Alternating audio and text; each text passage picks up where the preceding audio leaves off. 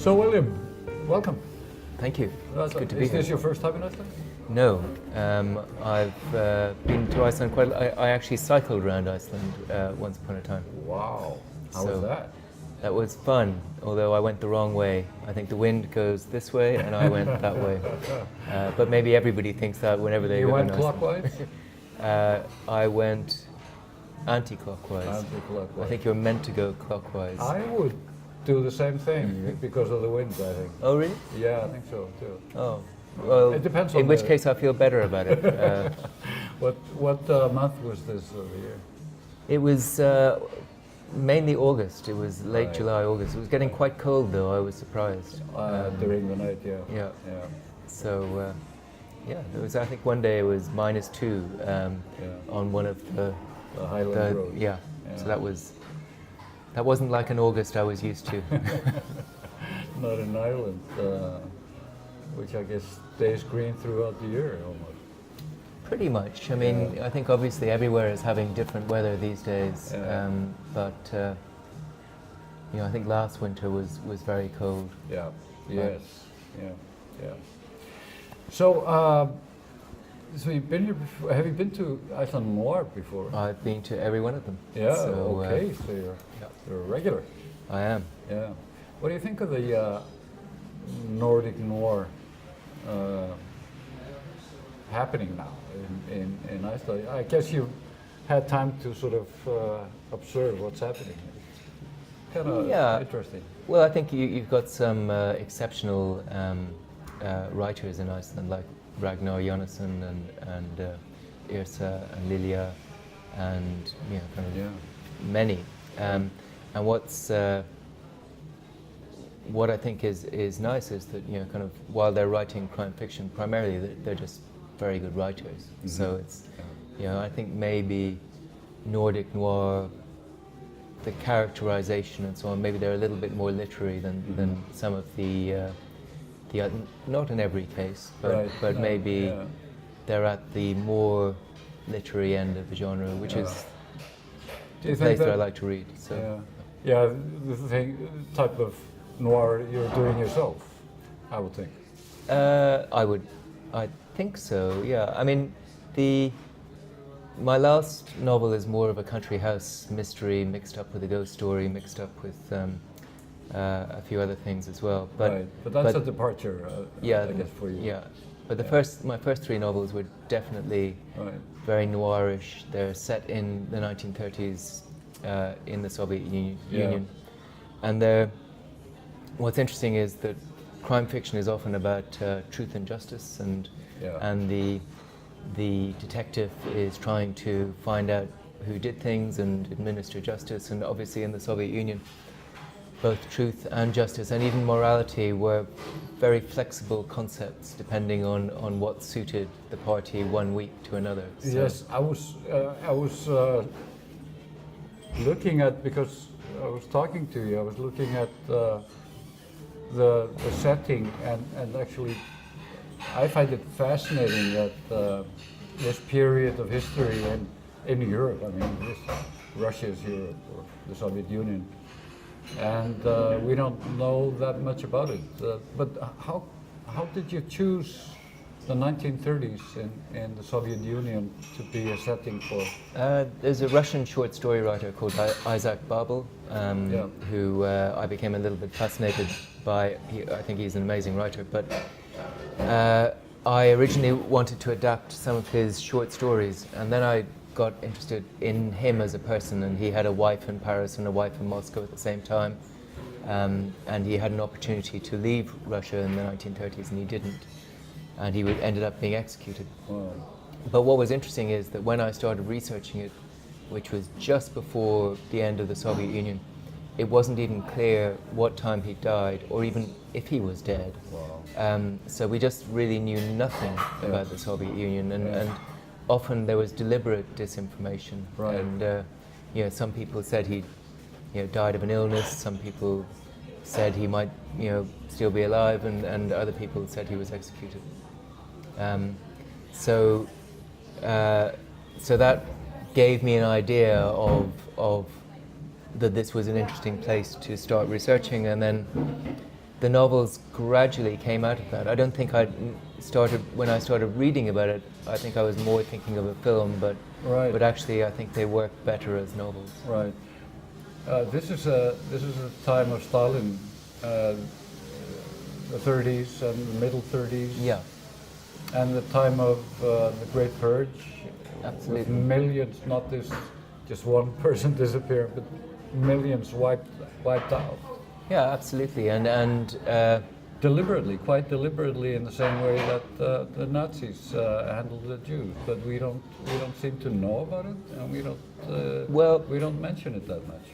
I think people are very much aware of it. I think maybe, although there were examples of it being based on ethnicity or religion, it wasn't, it wasn't trying to exterminate an entire race. So Right. I think people make a slight difference between them. And also it was basically Russians doing it to themselves. Yeah. And, one of the most victimized groups was probably the secret police itself, because they kept on The paranoia. Yeah, so two of the three secret police leaders in the 1930s ended up being executed. So Right. Right. so it's the very people who were doing it were themselves the victims. Right. So it must be a really interesting prospect for a crime writer to come up with a protagonist like your Captain Corlett to sort of sort right from wrong in a situation like this. Yeah, and I think what he has to do is he has to, and what was interesting, trying to work out how an ordinary person survives in this situation. I think he ends up having to have a slightly split personality and a private view and a public view, and also a sense of self-preservation. Maybe. yeah. And I think a lot of people worked like that, so that you would you would only share your inner feelings about what was going on with maybe your spouse. If exactly. Yeah. Must have been well, that's the whole background also to your novel. It's the paranoia, and it's chilling. Yes, and not just, it wasn't paranoia. I mean, you were absolutely right to be afraid. Exactly. They were after you. Yeah, they really were, and even the people who were committing the crimes, it had taken on a momentum of its own that even Stalin, I think, they knew it couldn't really be controlled, because anybody who said we have to stop this, they would become an enemy and therefore have to be killed. So it sort of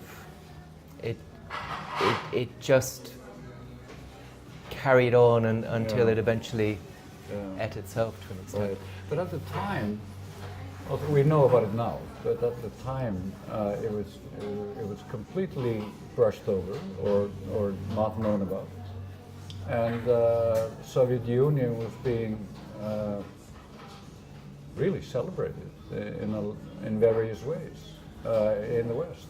Yeah, it's one of the strange things is that you can read, because when I'm researching, I try and research things that are written in the period to see what people's perceptions were. And sometimes you look at the writers who are writing this thing and you think, you've been to this country, you must absolutely know what's going on, so how can you be writing this? Right, these were the prime intellectuals in the West. Yeah, some of them. And then you also had this idea that people wanted to believe that there was this perfect socialist country where everything was fair. And lots of people emigrated to Russia from America and Britain and so on, and most of them didn't survive the 1930s.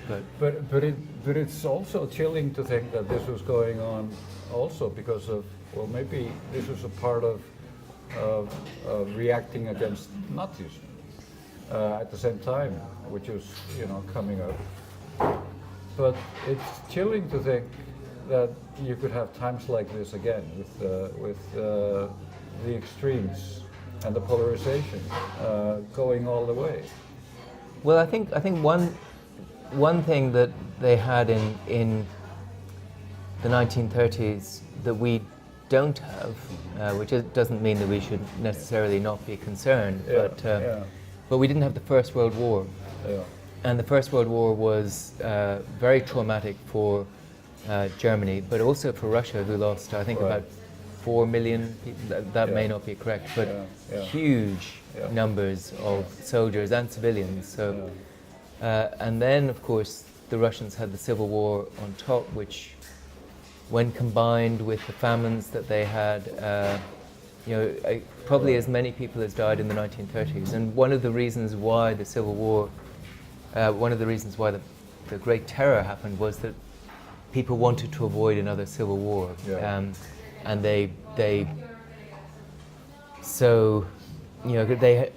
both countries had this very traumatic, not very well addressed, not very well dealt with past, very recent past. So for people in general, I guess, were just desperate for a solution to make it all work somehow. And I think with both regimes, I think morality was not an issue, and individual humans were not really considered. So you had to build a new system. Fascinating. The secret police, or I guess it was called the People's Commissariat for Internal Affairs, the NKVD, I think, is what they generally call it. NKVD. That was the instrument Stalin used to wipe out the. It's an acronym that's not known anymore. No, well, it changed. It's changed a number of times. I mean, the KGB is probably the one that we know best. I think it was called the MBD at one stage, and then now it's the FSB, and it'll probably be something different in a couple of weeks. Are you thinking of continuing your character there? Or? I'm halfway through another one, so I'm hoping that's going to come off, and it feels like it's going to be a good book. Are you translated into Russian? The first novel, The Holy Thief, was translated into Russian, and that was kind of, I was a little bit nervous about that, because, what's some Irish guy writing about the Soviet Union, but they seem to like it. So. Yeah, nice reaction. Yeah, excellent. But you're also, like you mentioned in the beginning, moving into another direction with the ghost mystery. Yeah, and it's, well, A House of Ghosts, it's as W.C. Ryan as opposed to William Ryan. And that's, it's a bit of a mixture of all my favorite novels, so there's a little bit of a romance. There's a British writer called Georgette Hare who writes these very silly romances set in the 18th century, which I enjoy reading. And then there's an Agatha Christie novel wandering around in it, maybe the 39 Steps, maybe some Daphne du Maurier, and maybe a few other things as well. And it's set on an island in the winter, at the time of the winter solstice. Obviously there's going to be a big storm and it's cut off, and they're trying to contact the dead because it's set in 1917 at the height of the First World War. And they succeed. So, but even though it's fun, and it's a little bit tongue-in-cheek, and the ghosts that can be seen are, well, they're not very frightening ghosts, and maybe the frightening ghosts are not. Well, I can't tell you exactly what the ending is, but there's more to it than meets the eye. Yeah. So I guess. We'll leave it at that for the time being. Until next time. Thank you very much. William, thank you. It was a pleasure. Thank you.